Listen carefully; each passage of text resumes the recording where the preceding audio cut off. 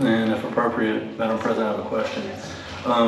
For the fiscal officer, is there any kind of update on the American Rescue Plan money? Do we expect the second tranche? It'll be in July or August that we receive that. How much is that? $465,000. 465,000. That's good. Okay, that's all I have, Madam President.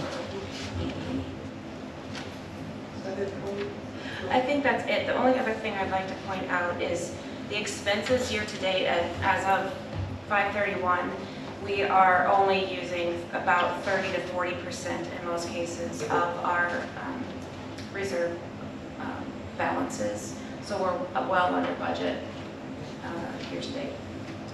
Did you have any comment on paying the employees for Juneteenth? How are you handling that? That board didn't act. Well, I contacted the prosecutor this week and asked him to prepare a draft resolution that I could bring to the meeting today in order to see exactly how I'm supposed to pay the employees on Friday for Juneteenth, which was yesterday.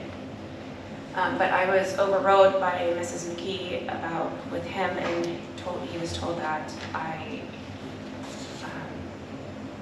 wanted to wait until the board could decide what to do and how to move forward. There is an Ohio Revised Code that says I have every bit of access to the prosecutor for my own office, the fiscal office that stands alone from the trustees. So I'm surprised at his reaction to not even wanting to give me a draft. If I follow the Ohio Revised Code, I have every right to pay them double pay for my day's work. They decided on their own to work that day. It basically leaves a decision up to me. Do I want to follow the Ohio Revised Code, or do I want to go with the employee handbook? Without a resolution, they have to be paid. I will respond to that. Just so you know, we're in the middle of a contract, okay? And all those employees that you're referring to, we're in the middle of a contract negotiation. When you're in a contract negotiation, you do not increase nor do you decrease. You will pay them for their day of work. We're not refusing to pay them, they will be paid.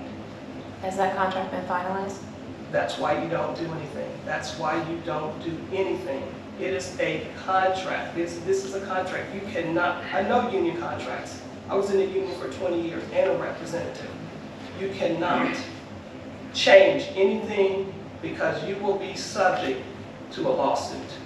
Either way, we will be. Ms. McKee, didn't we raise the employees' salaries during their evaluation? These are No, the wait same a minute. employees. No. You hired them under the wages. No, you did not wage it. No, that's Don Copley's already. He's not. Wait a minute. That's different. No, that's different. Don Copley does not fall under that 6 months. He does not fall under the Ohio Revised Code. Yes, it does make sense. And the Albrecht attorney said Mr. Copley will be paid. No, he did not. He Madam did not President. realize that we were under a contract negotiation. he's doing And